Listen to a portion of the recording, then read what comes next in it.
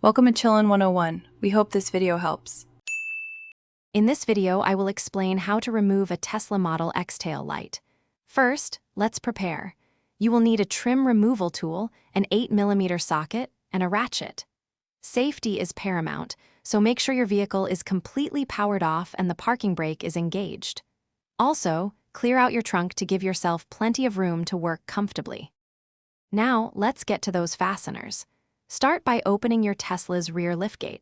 Next, you'll need to carefully detach the trunk liner or the side trim panels.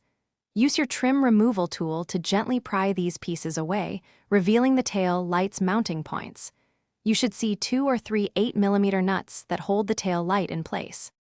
With the fasteners exposed, grab your 8mm socket and ratchet. Carefully loosen and remove all the nuts. Once the nuts are off, gently pull the entire tail light assembly straight back from the vehicle body. Be mindful not to force it. Finally, locate the electrical connector, press its release tab, and carefully pull it to disconnect the wiring harness. To reinstall, simply reverse the steps. Carefully position the new tail light, making sure its guide pins align perfectly with the openings in the vehicle body.